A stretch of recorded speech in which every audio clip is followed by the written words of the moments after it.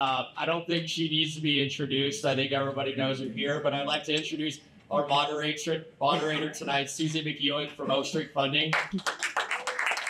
Susie's the VP of Strategic Projects over there, and she really focuses in on providing debt solutions for RIAs and independent advisors, whether they're looking to, recap their companies or potentially make acquisitions and things along those lines. So I'm going to turn it over to Susie. Let's have a great panel. Thank you, Jared. Thank you, Jared. Thank you so much, Elliot, for being here this evening. I really greatly appreciate it. I know you have choices of doing things besides hanging out here, but I think we have a really good event tonight. A lot of great information about RIA, a lot of information about what's happening in the market, and so hopefully it'll be very eventful for you. So at this time, I would like to introduce the panel. It's the A team. I think collectively they probably have over 100 years experience. That doesn't include me. But anyway, come on over. Alicia Chandler from Oak Street Funding. And I'm going to have them introduce themselves once I get up here. Jeff Rand from Raymond James. Okay. Kevin Sweet from CAPTRUST. And also Matt Reynolds from Thurston with Springer. Here you go. See. Right. All right. Well, I think we'll start here from left to right. I guess mine left to right, something like that. I'll have them introduce themselves, tell a little bit about themselves, and also the company they work for. Alicia, we can start. All right. Thanks for coming, everybody. My name is Alicia. I'm an early freshman at Oak Street Funding. I've been there for about 13 and a half years, and formerly general counsel, which I was great, and started my career at Reynolds, which some of you may know is a law firm in Indianapolis. So I've been with the Oak Street family for almost 20 years, entire speaker, and I oversee the day-to-day operations for Oak Street, and get to work next to my friend Susie here. So it's all about me. Jeff Rand. As you heard earlier, I'm not from Indiana, but my brother was married here and went to school here, so there's ties. So like that. It's in the family. But I work with Raymond James. Everyone knows Raymond James is the public asset wealth manager. So you don't know that underneath the umbrella of Raymond James, there's an investment bank with 600 Jeff Brands around the globe, covering every industry imaginable: banking, healthcare, technology. But until 5.5 years ago, I had no one covering asset like management. So we acquired, me and my partners, a company called Silver Lane 5.5 years ago. We fill that slice of the pie, that wedge, doing mergers and acquisitions, raising capital for asset and wealth management firms. You don't do any work on behalf of Raymond James, ironically. And that is a Chinese wall. I don't know what they're doing, we don't know what I'm doing. But thanks for being here today. I'm looking forward to this diverse crowd, and just to move back my baseball card. 26 years, always doing financial service investment banking. Started my career more focused on balance sheet companies like depositories, but I thought was all like from banks here and a couple of former clients. I think there were 15,000 banks when I started my career. Took that down to 5,000. Now there are 14,000 RIAs when I joined 11 years ago, focusing on asphalt banking. Take that down to 5,000 and then retire. That's it. Hi, I'm Kevin Sweet. I work CAPTRUST. Now, I think I was invited on the panel because they wanted to talk to somebody that was a victim. And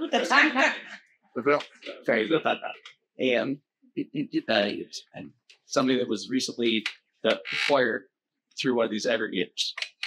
My partners and I started Column Capital about 20 years ago. Loved working as an RIA here in town and found the right partner in CAPTRUST after about a 2-year courting period. And we actually did hire one of those evil investment bankers, like taking such a giant commission. And it was the best thing that we ever did. You get it? Somebody out in California even it was worse. Yeah, it's so smart. We now work together. So I had the pleasure of working with entrepreneurs in other industries as clients of mine, which is really, really helpful in this whole process for Colin and my partners and I. And I'm exactly 1 year post-transaction nothing. So again, happy that you're here and hope I can add to the discussion. Hi, Reynolds. I think I was invited because I'm one of those people that's constantly bothering guys like this. So I started in the industry of IT in taxes and accounting, right? Exciting. And you can talk about that. It happened to be that all my clients were to be on the board of trade, SIVO, as well as upstairs traders. Ended up really focusing on advisors because I was brought into a deal, actually, that where I was brought in to do some work for a company that was buying Rod Casey, selling broke the dealer, and then all of a sudden, this is the business I'm got lucky, scaled in. So I've had a couple of great opportunities. Started U.S. Fiduciary, early odds, founder of Hightower Advisors, and then just a handful of years ago, here in Indiana, took a firm where old brokers would die, called David A. Noise and Company. Okay. And converted it, recapitalized it, and launched a firm called Sanctuary Wealth Partners. So 19, went on my own, really for just, I figured if I was going to work for a pain in the back, and work for myself. And then met a really good friend of mine, rolled up, and now with Thurston. So Thurston is a financial platform. We do have advisors. We have a couple here tonight. But we also do tax accounting, practice management. We also purchase, acquire RAs and both things. So that's what. Thank you so much. And just a little bit of background on me. I've been with Oak Street Funding for 8 years, and I specialize in financing to RIAs and independent advisors, as Jared mentioned. And so I was excited about being the moderator tonight because I think there's so much information that's out there that needs to be shared. And it's always good to be able to work together, share experiences in order to help build your business. And so I help a lot of RIAs and independent advisors with not only acquisition financing, but also succession, expansion. And so we'll just get on with the agenda so we can get it all in so you guys can get home tonight. So just to start out, as you know, we're into the fourth quarter of 2024, and obviously rates or reduce. So it's interesting to see what the landscape is looking like to the end of the year and how it compares to 2023. And I did see a report to Bowen Company halfway through the year that the M&A activity is probably about maybe a little bit higher than 5% more than last year in 2023. And it's all because of obviously succession. You know, RIAs want to scale as far as growth. And, you know, they're looking at the situation where the founders are trying to figure out how to sell the second gen. There's all these topics that we have on our agenda to talk about. Yeah, where are we going to land here at the end of the year as it compares to 2023? And what does that look like in comparison to what happened last year, especially with the rates coming down now? At Oak Street Funding, fourth quarter is kind of like the Super Bowl for us. We have a ton of activity. Everybody wants to close for tax purposes. And so with that, it's going to be interesting to see what happens that, you know, how's it compared to last year. And I would say that it's going to be probably a little bit more active. And I was going to have Jeff chime in as far as, especially with the activity that he has as an investment banker. Thanks, Susie. I'm not really sure what you're talking about because we're at 9:30 year end, so my year already ended. So we're on to 25 already. But I'll give you sort of my vision of where I see the industry, particularly our age, going. And we talk about activity. But in every spectrum of wealth, ultra high net worth, mass affluent, I see the oligopoly of players who are going to dominate. Every other industry, banking, the big four, the accounting, you always have the big four. There's no big four in the RIA land yet. There's an arms race right now going on, trying to figure out who that's going to be. And private equity is like, oh, that unconsolidated industry, recurring revenue, closed market. But I like this thesis. And they're pouring billions and billions into this industry. And a lot of good, a lot of bad's coming with it, but we're all going to learn from it as we go. As Susie said, the activity's been robust the last 3 years. Again, when 11 years ago, private equity, there was a handful of specialist private equity firms in there that were investing in the industry. Over the last 5 years, it's gotten way different. I get a new call every month of a private equity firm or a family office saying, hey, we've been studying the REA industry for the last 6 months. Really like the demographics here. Jump on in, water's warm, come on. And so, but you can't discount them because Leonard Green, I never knew of them. I've been in this 26 years. They didn't have any financial services experience. Now they're backing one of the largest RIA consolidators in the country. They're from Comerica. But I didn't know who they are. CD&R took Focus Financial, the one public company out there, took them private. And so you have to, it's the most exciting time in our industry. And there's about 300 deals per year. I talked to, so the activity from last year will be slightly down. There's numbers I put a place down on the table there. There's some specific numbers. We're looking quarter by quarter, year by year, who's buying. There's some data in there you can look at. But there's going to be 300 deals a year. And it doesn't look like I'm going to retire because to get the numbers down, it has to be less new firms being formed. And fortunately or unfortunately, more and more firms are being backed. Whether that's with all wirehouses looking out, going independent, or independent broker dealers, super exciting. So that's the summary of the activity and sort of vision where I see we go. And I did read in a report from Echelon that last year in 2023, private equity represented about 62% of the M&A activity.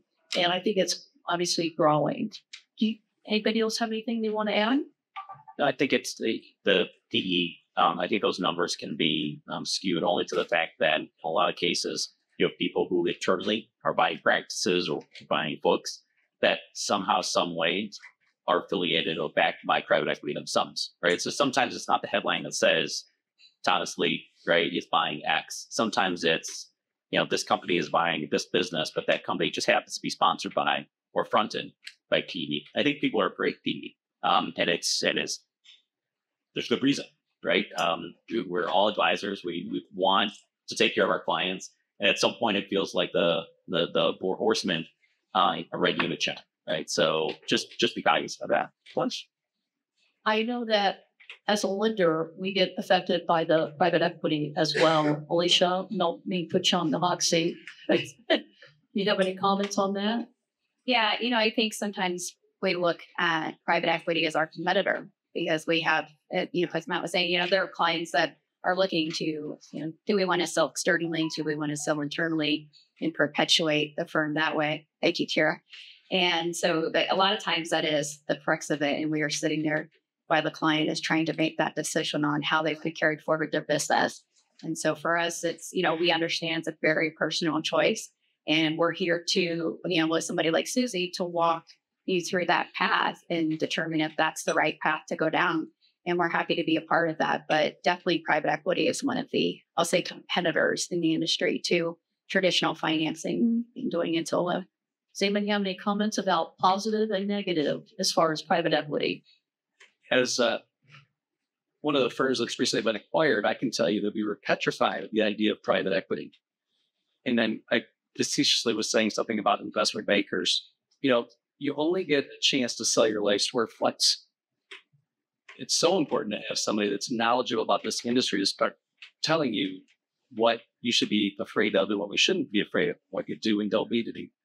I had no idea that there was such a thing as a high LOI that then was automatically going to be beaten down by the time you got to the end of the deal. If you don't, Letter of intent. And there are different firms that have the reputation for doing that, and other firms that have a different level of integrity that don't do them. And as a seller, you don't have any idea who is who. So again, with the PE pressure, I would think it's even more important to hire an investment banker, somebody that's in the industry and knows the ins and outs of this, so that you don't make a fatal mistake. There you go. Matt, do you have any comments? Just so if you are a seller, right, or a potential seller, you want to have control over your business. You want to retain as much as you can. That always makes sense, right? I know the investment banker here will correct me, but in a lot of cases, you get to keep that, you get to retain the culture, you get to do what you want. But private equity is the one that's coming out with these big numbers. So to your point, coming in and we've all seen it, right? 5 times top line revenue. And it turns out that, 5 years later, when you talk to that person, they actually had to get a check back to the firm. That's what we're talking about. So it's just being careful. And again, throwing a plug to these guys. And lending, it is tough, right? Because there's so many things that go into it.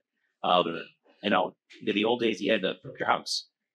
There's a whole different way of thinking anymore. And if you are in a position where you want to continue to grow your own practice, that makes a lot of sense. If you want to be in a position to get the maximum amount of money for what you want to do and be able to go and buy an island, then you should talk to private equity, right? Because at some point you're making that decision on what you want for the rest of your career. We should think about the legacy of your clients as well as your family as well. So maybe we should start talking about structure, what we're seeing as far as different deals, financing. There's a lot of ways of doing things. SBA, conventional, private investors as well. So maybe share what to do, and I didn't want to start. I'm going to pick on Alicia. So, I think when we're looking at deals nowadays, I think actually what we've seen over the last, I'm going to say 2 to 3 years since COVID was a reduction of the cash up front that the seller, is going to receive at close. I think there's a lot of recognition that there needs to be that alignment when you close a deal and making sure that if you are buying someone's book or their firm and bringing them on board, if they're going to sell and stay, that, there is incentive to swim in the right direction or the same direction. And so, we see a lot of times the earnout provisions. So it's not just a set seller's note. There's probably some sort of seller earnout along with maybe even rolled equity. And I think that's actually really interesting. We're starting to see a lot more of the rolled equity in these deals just because of the multiples. And also just thinking about, if you're getting into a rollout early on, rolled equity really shows that you're in it and you're going to continue to grow and make a lot of money as well. So it's you're just that much more getting reimbursed or, just getting all the cash for your business, but it's going to be delayed over time. So that's what we're seeing a lot of. I would just say on this point, talking about that risk and evaluation that comes with it, risk reward. You're going to get paid all cash at closing up front. That's be one price. If you're willing to take some risk and line interest, it's another.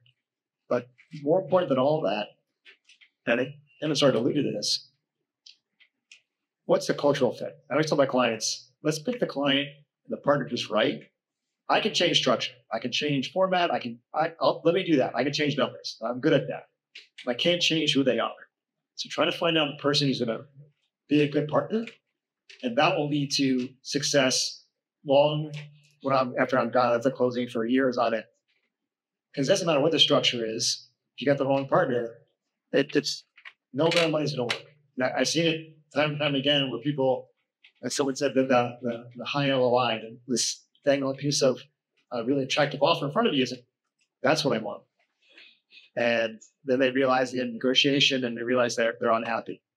And I think that's where we like to think our reputation precedes us, and we're trying to find long-term partners that really work out, because money doesn't solve it. It just doesn't. It's not worth it. You didn't pay a lot of money. You don't know this. It's about the long-term journey and clients.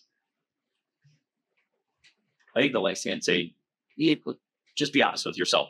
What is it that you're trying to accomplish? Because I think we all agree, however you want to structure a deal, there's someone who's interested in buying, right? And at that point, it's just dollars. But there might be cases where you have to spend time thinking about, do I want to sell? Do I want a partner? You know what? I kind of like to take some money off the table, or I'd like to make sure that G2, has access. I think you could probably find someone just about any appetite, right? That's interested.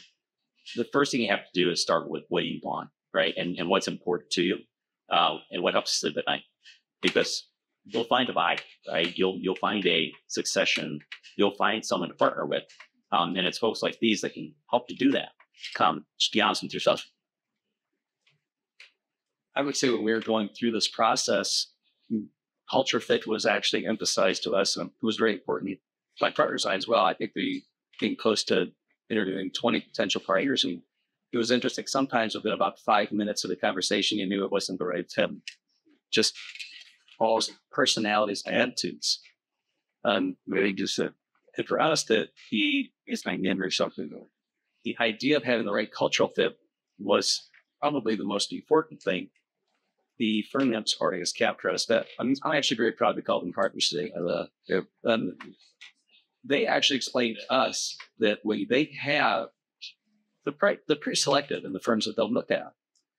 And they mentioned to us that when we can sense that somebody is trying to get just a high dollar, not much equity, because they're looking to just cash out the very highest multiple, they'll immediately pull the plug. And I thought that actually spoke to their culture. And so I don't think culture can be overemphasized. Even if you can't find a deal you can find a buyer for any deal, that's probably true, but I can't imagine that going in with that thought process is going to net a very good long-term relationship.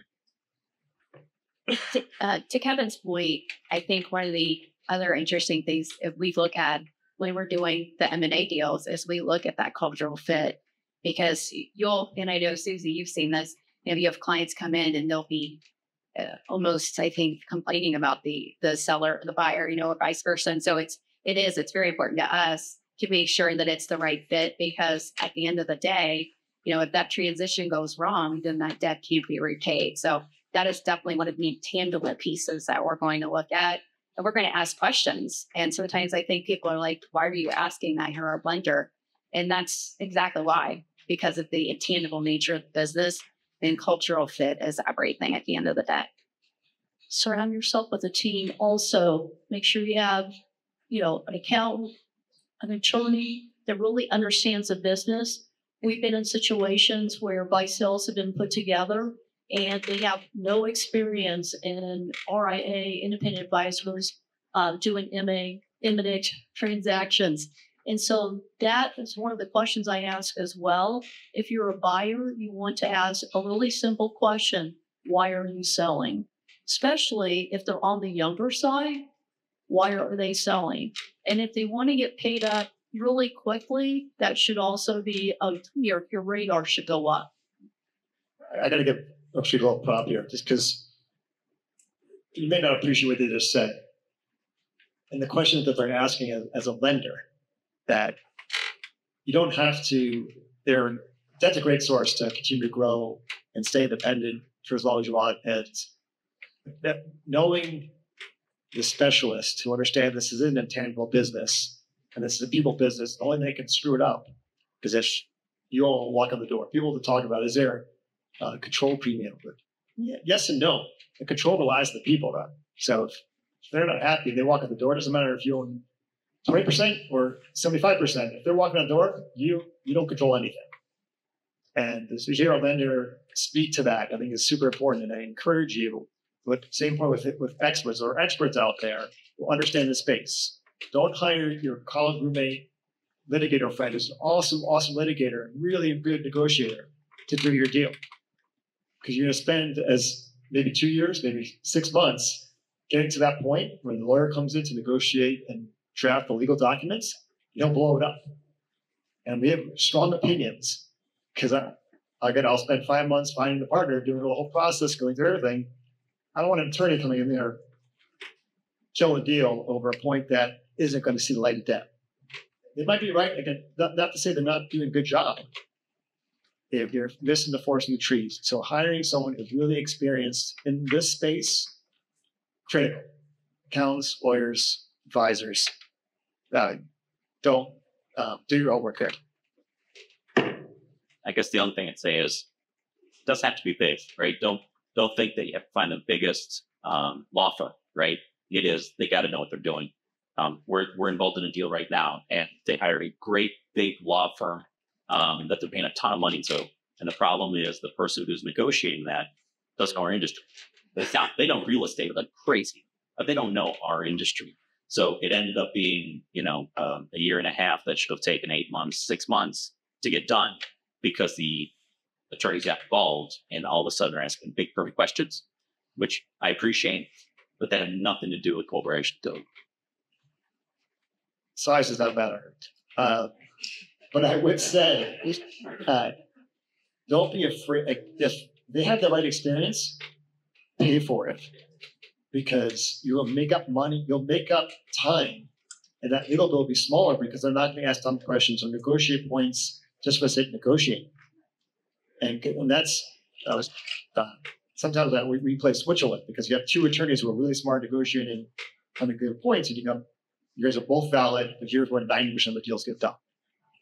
And so to them, they can all say face and agree and move on. But don't be afraid to hire the right experienced attorney and or accountant or advisor because they'll make the money back, I promise you.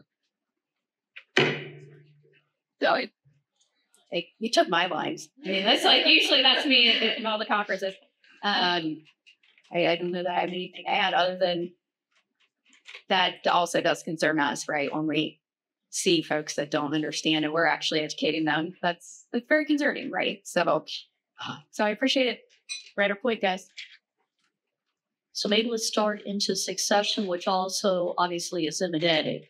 So those situations where the founder has waited to sell to second gen, that is a big situation that we're dealing with right now where the second gen can't afford to buy in.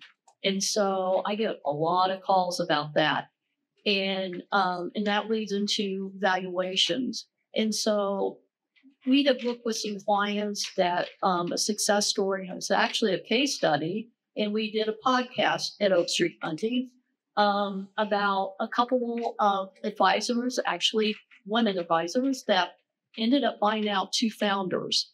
And the two founders hired these ladies, like one was hired, like she'd been with her for like 6 years. And then another one, like 4 years. And they ended up selling to the Gen 2. And it was very successful because when they contacted me for financing, they said, I asked all those questions. I go, do you run the firm? I know you're both advisors. And they go, we've been handling the HR operations for the last 3 years. The two founders have not been involved. They turned it all over to us. They knew everything. They had a performer. They could tell me everything as far as the cash flow of the business. And so that's a success. But that is a very hot topic. So what are your thoughts on that as far as anybody out here that is trying to like buy into a practice? That is something that we very much were dealing with at Column Capital.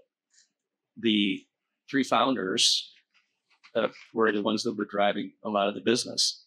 And, when you have an RIA business, the value, like you say, it's really the relationship that you have with the client. So if you've got a really valuable client, it's hard to turn that relation over to the next gen. What if that person leaves, goes to another firm? What if they don't do a great job with the client? The client gets distrustful. Then the value is walked out as well. So for us, and maybe shame on us, we should have been force-feeding and moving business to the younger generation. And we're doing that, but we're doing it near the scale and scope that we were comfortable at doing after we had taken a lot of risk off of the table.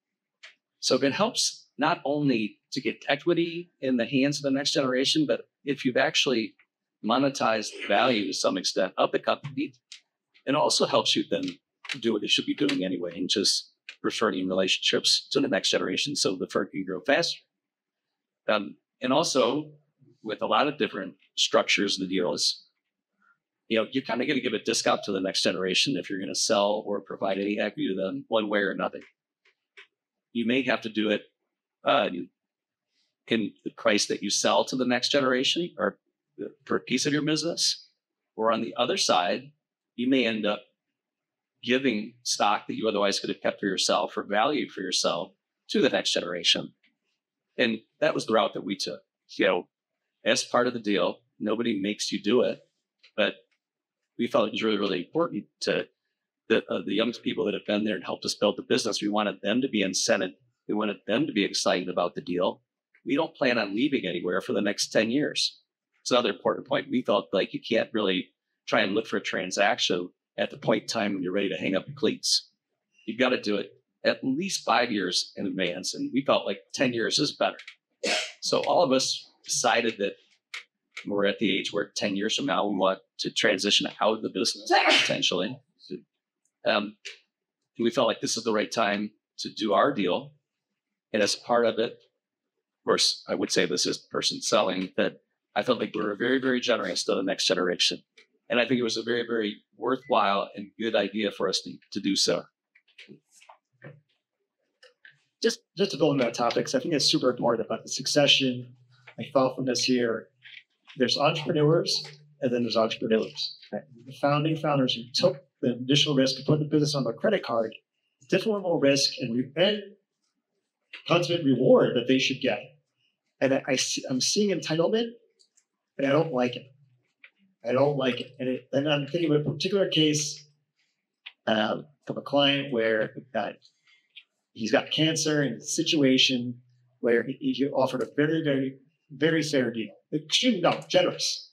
And we've done so much for them. And their attitude is abysmal. And so I'm telling to the founders out there and the next gen, because you have to earn it. You have to earn it. And there is a level of risk. And to the founders out there, don't worry about that.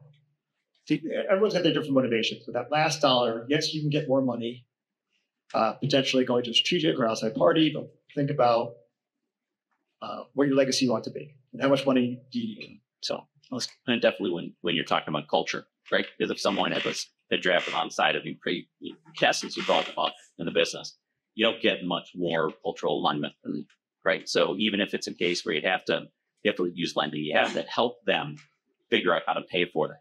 That's okay, but you can't beat that when it comes to your blinds. I wanted to add one other thing on to what I said before, what I thought was very, very generous. I also want to make it very, very clear, and my partners and I very much felt like those second generation people earned every nickel that they got as well. It's an interesting thought exercise, like I can say, to go through and say, okay, well, how much are you willing to make sure that it's the right deal for us personally and for the next generation? But at the end of the day, we really do feel like they're all still with us in Killer and they're part of the team, and they earned every nickel. So I want to make sure everybody sees that they know. Yeah, and from our perspective, to just reiterate these points, you have to start this conversation early. If you want to retire in 5 to 10 years, you should have started yesterday. And you really need to take a look at the people you're bringing in and determine if these are your true partners. Are these the folks that you want to hand your business over to, your legacy? And have they put themselves out there? Have they wanted to take on operations? Are they the rainmaker? What role would they play in the future firm? And maybe there's more than one of them. And so you really need to have those honest conversations. And oftentimes we see sometimes younger generation, maybe they don't want to be an owner. And so that may be the case as well. So you need to prepare yourself and just really understand what your options are and talk to those folks. And if they don't have a big pile of cash sitting around, which most of them don't, Oak Street we can provide up to 100% financing for that buy-in. And you can do tranches, you can do all at once. There's so many various forms that it takes. I mean, we've seen hundreds of probably different ways. So, one size doesn't fit all. But again, you need to start that conversation and be honest with yourselves and with the gen too. If it's not the right fit, you need to tell them so they can move on and need to find someone else or a different path.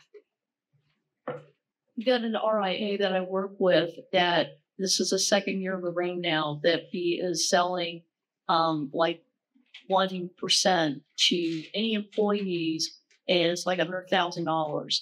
And so we call them partner buy-in loans. And I mean, these are just advisors making regular living, and we're able to figure out how to make that happen without putting mortgages on their house or taking their children or anything like that. So it is affordable. The thing that people need to think about that are looking at selling to Gen 2 is the fact that, you know, there is a talent shortage as well. So that needs to be looked at. The longer you wait, the harder it's going to be for them to be able to afford it. So maybe we can even transition to valuations, because I'm sure everybody in here wants to know, what is my practice worth? And so I get that question all the time. And, you know, there's multiples on, you know, like firms that are like 200 million and less. You know, look at the GDC multiples, and they could be anywhere from like 2 times to 3 times. But if you look at EBITDA, it could be 5 times to 12 times. And then, you know, of course, the private equity firms, they want, you know, they'll pay anything. So they will. And so that's why this it's all, we got all these issues that we got going on right now. But I know how we look at it as far as the negative is. It's not just a multiple. You got to look at the assets and see, you know, what's the number of households, average age, average duration, how much assets are under 250,000.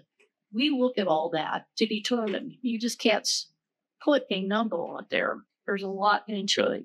So I'm going to turn it over to you all and say what you guys think. Caution. Looking at what's out there publicly is dangerous. Price to AUM, price to revenue, price to EBITDA, all these metrics out there, and they don't mean a lot because it's really, as she started to articulate, every firm has nuance, and not all revenue is the same. Whether it's a transactional revenue versus a fee-based revenue, whether it's coming from a wirehouse or a broker dealer, these are all things that come into consideration. And so I would caution you. I will say, and I didn't put it in the material, but there's a slide you can share. There's a direct correlation, not causation, between size of the firm and multiple. But within each spectrum, it's a Mack truck range. Even within it, as you get larger, it could be 10 times, it could be over 20 times, even within every asset class. But as you go from what I'll call scale, this goes to, it ties into this concept about going from a lifestyle business / practice to an institutionalized company. And you can't do that unless you give equity to your people, unless you make that hire. We call it investing to the valley of death. You can't hire half a CFO. You can't hire, well, actually, you can. Someone's here. You can hire a fractional CFO. So you can't hire half compliance. Well, that's it. But if you ultimately want to be institutionalized, you do have to bring those resources in-house at a certain size. And the point being, your profitability might go down. The metrics might look a little different. And someone might pay a higher multiple. And so how do they get that? Well, because they were a 10% margin business, or they have 50% margin business. And we have the conversation a lot, like what adjustments are allowed. Say, I just hired a CFO and a chief compliance officer. We can scale much larger. We'll just invest in new technology.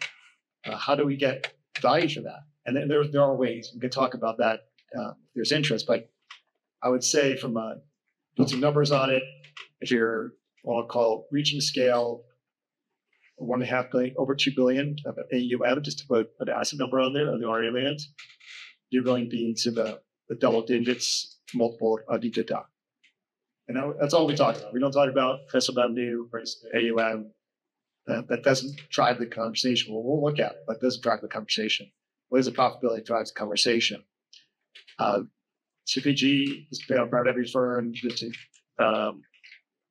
invested in another fund, Creative Planning, very large RIA, the largest, not as large as CAPTRUST, and number one right now.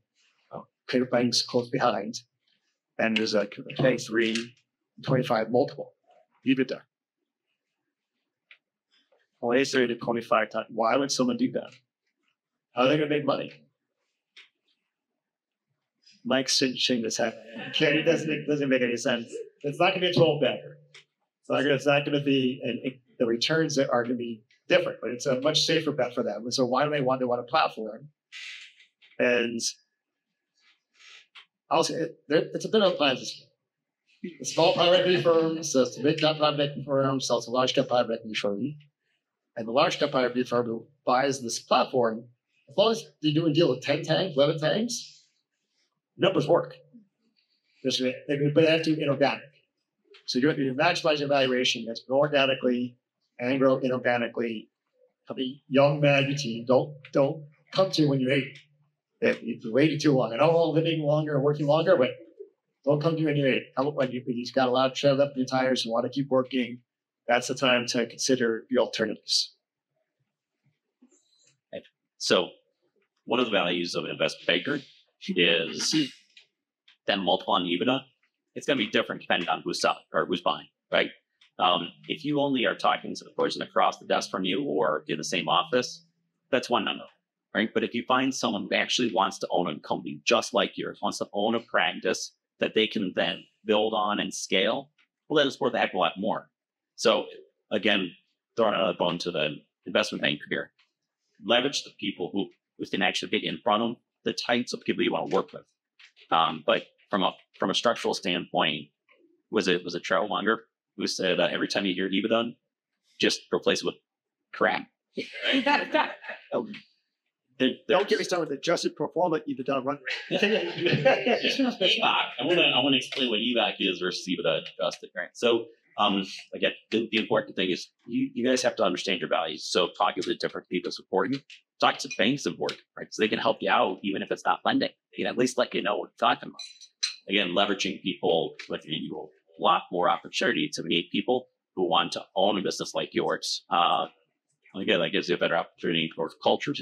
And you should probably actually know what those metrics are that will improve your valuation long before you start talking to an investment banker. Nobody ever wants to give up one nickel worth of revenue, but you might find that your business would actually be more valuable if you got rid of a certain segment of your client base.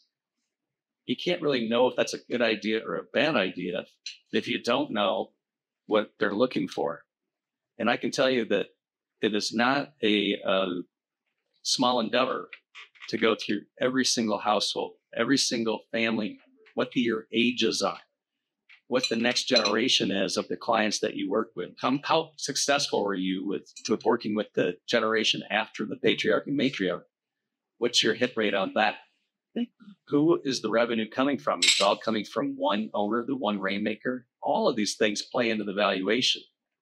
And if you don't know what those things are before you actually start to talk to an investment banker, there's no way to really improve on your metrics before you want to take it.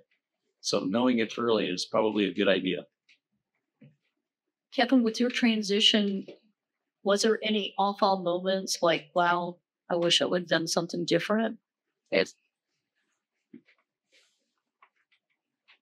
And one thing also I want to throw out there too is about technology, promoting your firm, the technology that's involved in it. We don't get a lot into that from the banking side, but I think about it more and more now because you got to make sure those clients integrate, and the delay of that obviously slows that revenue coming back in.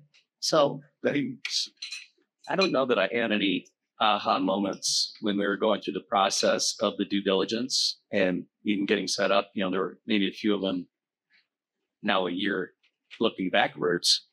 For us, culture was important, but technology was actually pretty important too. We actually used Black Diamond for our performance reporting platform. I think we, at our office, might be like customer number 7 for Black Diamond. That's actually who CAPTRUST happens to use. I mean, I think everybody that's on Tamarack thinks they need to be on Black Diamond. Everybody that's on Black Diamond thinks they need to be on Tamarack. But having exactly the same reporting platform that they were using was attractive. We use RedBlag as a rebalancing software. That's what they use. For our core planning, we use eMoney. That's what CAPTRUST uses. The only place where I would think that there's two other core pieces of technology that I think should be in every advisor's toolbox. And that's the CRM and the document management system. And by the way, they're not the same thing. Some people would like to say they are, but they're very different things. Our CRM and our document management system were different.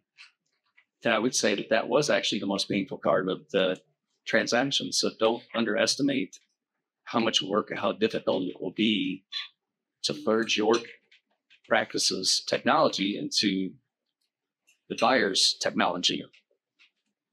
I do assume that a firm like CAPTRUST is a very, very large aggregator of firms. I think they're up to 87 or 88 offices, something along those lines.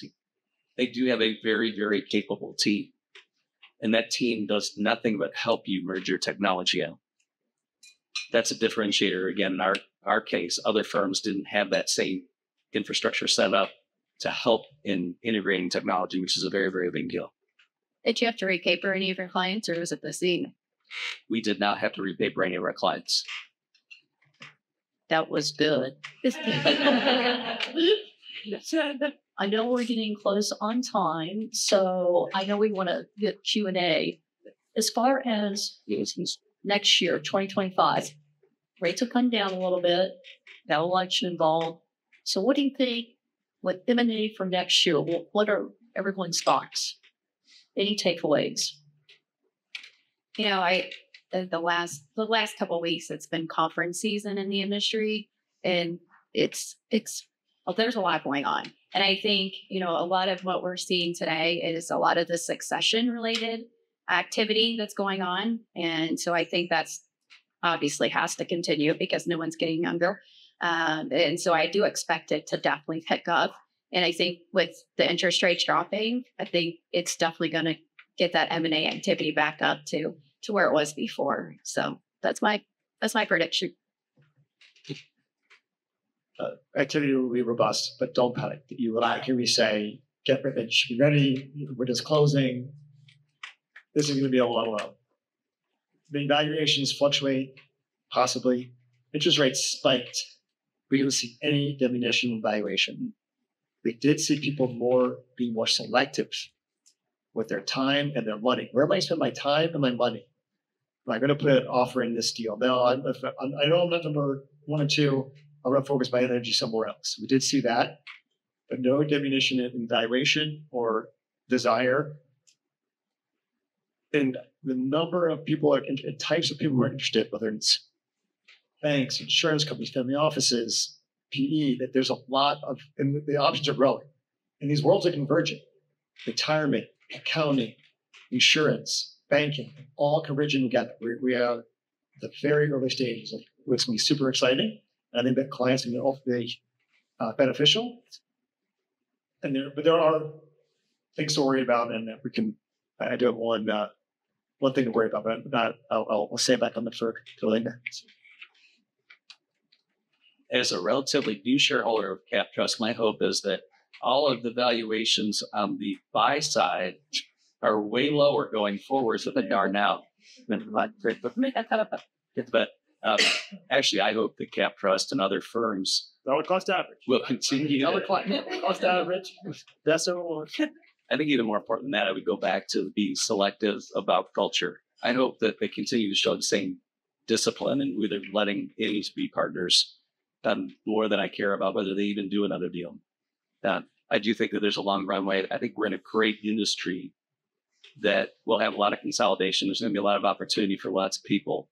And again, I'm happy to be in this industry. I'm happy the multiples are where they are. And I hope that we keep having creative and culturally fitting deals going forward.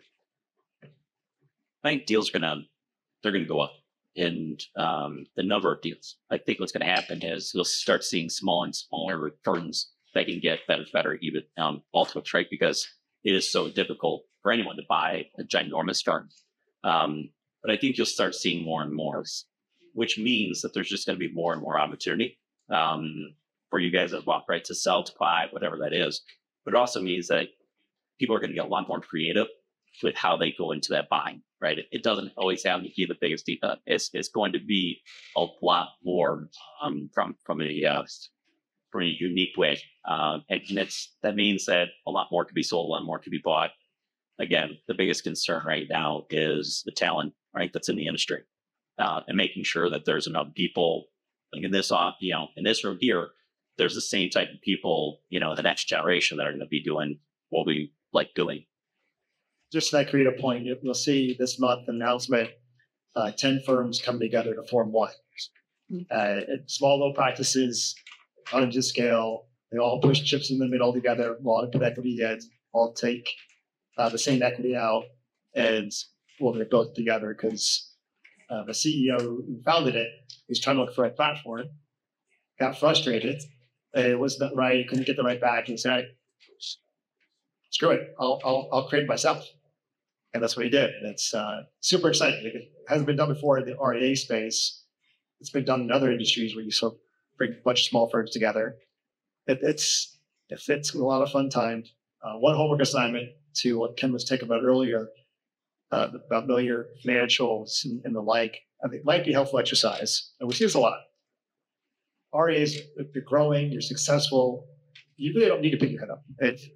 Somebody part of me says, just keep doing what you're doing and you'll be fine, and you will. But if you're going to manage your company for the long run, one thing you might want to do is look at what I call an A-run roll forward. It's hard to create.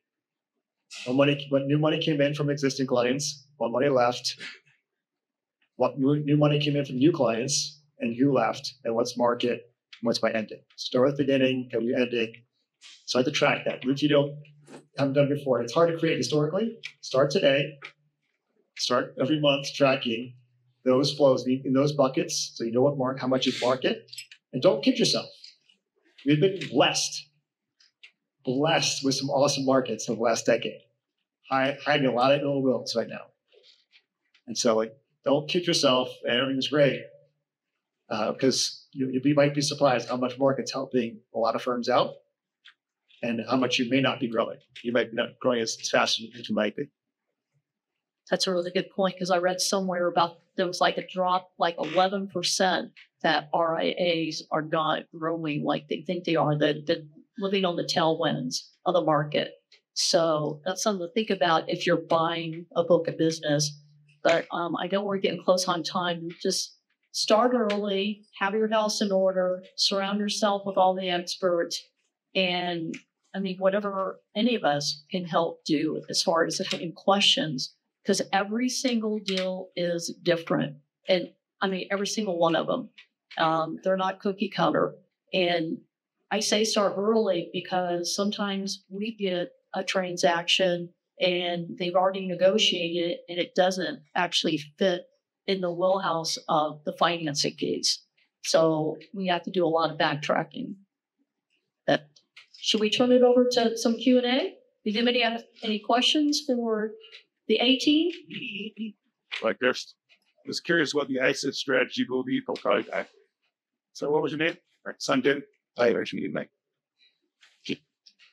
I made the jest earlier. It depends on where in the private equity spectrum you are. Small cap, mid cap, large cap.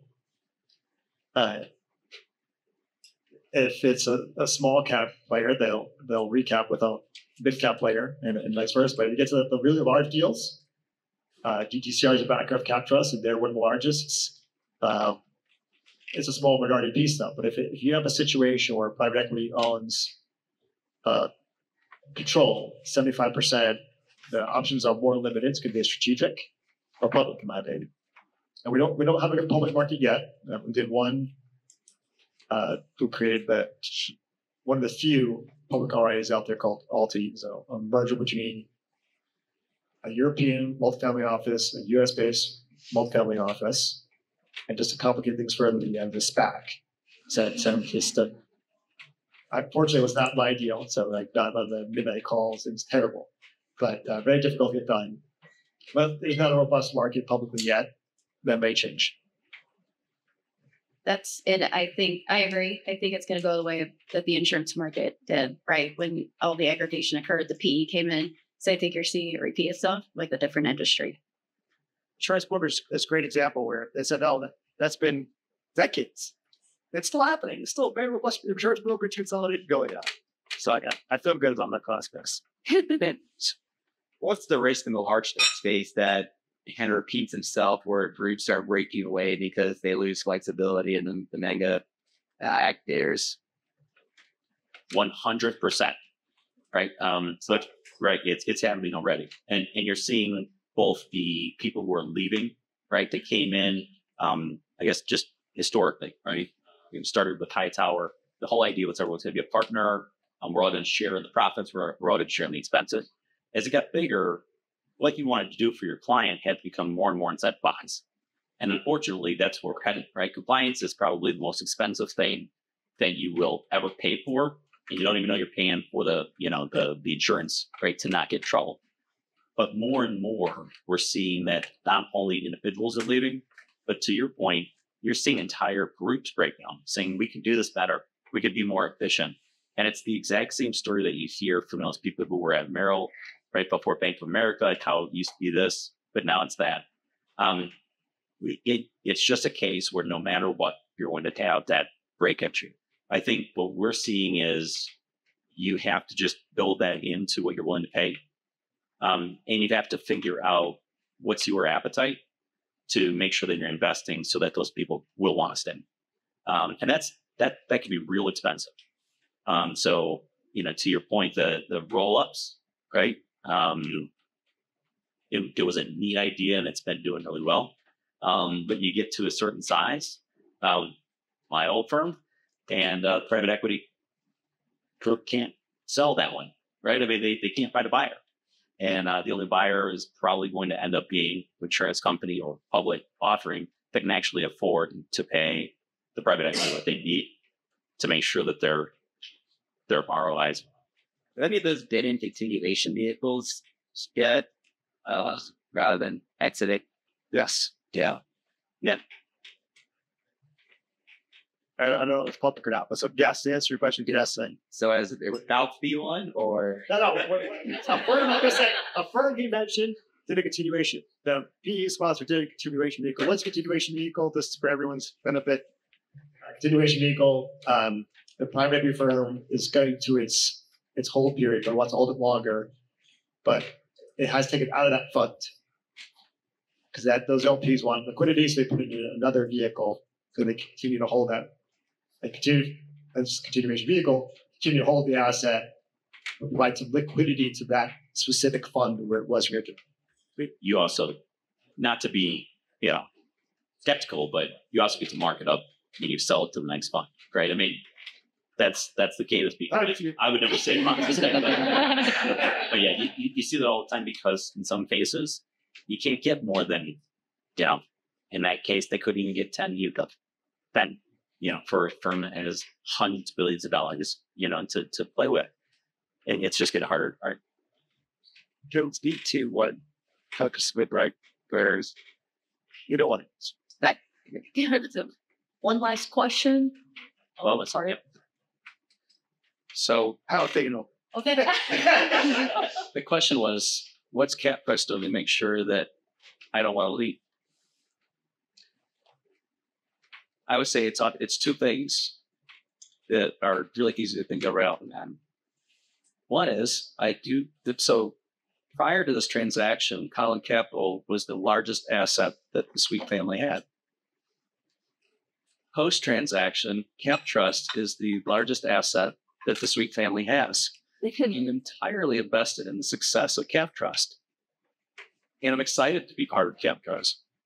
That's one key point. The other key point is they align the incentives in such a way that we are running Collin Capital for CAPTRUST. The way that they've taken over the expenses that used to be our responsibility, the way that they've actually allocated capital from the revenue that we produce to say, you've been running this firm just fine. We'd like you to keep doing it. We want you to keep making these decisions. We want you to be in control. We don't want to tell you how to do it. I'm completely aware that could change in the future.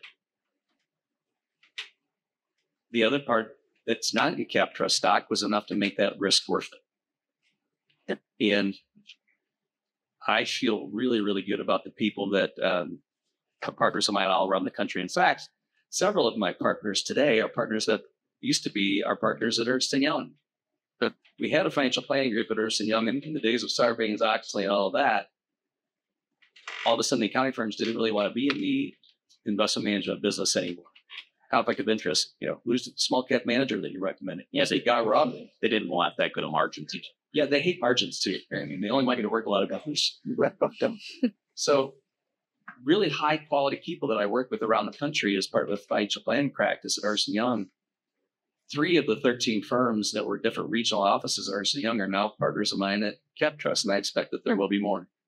The culture's similar. They're leaving the offices that have been successful to continue running their business. They're not telling us they're giving us all the tools and then saying, pick up the ones you want. Here's where we think you might be able to be a little bit more efficient. We're not going to make you do it. So and again, still honeymoon days and 1 year in. But I couldn't be more thrilled with the partners that I have now. Jim? Devin. Well, let me ask this first, since I'm the one of my clients, I talk about thinking and having gone through a painful process myself. How do you, as an industry, start putting the client first when somebody leaves and not have to be the bank first, broker second, and the client last? How do you start we change the processes, you put the client's interests first and not the banks and the individual brokers that have clients that are doing good. So my lens, that's exactly what I'm right. And the way it's structured. I think that's something that you have to be really, really careful about and probably could be a big part of the industry. You might miss some of the early part of the presentation. For CAPTRUST, they haven't changed any part of our technology. There's not one thing that we've changed. Not the things that we invest in, not the number of times that we meet with our clients, not the services that we offer to those clients. And I actually had that conversation with people that are longtime friends of mine and longtime clients about, oh my goodness, this giant corporation has come in and ruined this spectacular boutique firm that you loved. And I said, well, I wish you trusted me a little better than that. Why don't you give me a couple of years? And then if you're unhappy, we can discuss it, but we're going to prove to you that there won't be a changing of how important you are to us as people and to us as the Indianapolis office. And again, so far, that's been the case. No one's forced any policies on us that would be adverse to our clients. And actually, as a CFP practitioner, certified financial planner, I do have a fiduciary obligations to put my client ahead of myself and the head of my firm. So you got to make sure you're working with quality people that wouldn't do that. I could be in a couple of large banks that I would not put it at tap. And this is where the RA industry grew from. So I think I think the market forces will solve that. I do want to leave 2 things. One, on private equity, I've been harsh on them today, but I would like to say it's accelerated this industry for the good in many, many ways. And the human capital it's attracted, the diversity of leadership that's coming into RAs. I was talking to an engineer earlier. I think that they will make tough decisions, saying, hey, you're a great CEO for the operation, you're not the strategic leader, or vice versa. And they'll make those hard decisions. They'll keep people accountable and make people better. They're making this industry better, more resilient. And it comes with pain, but they are really strong.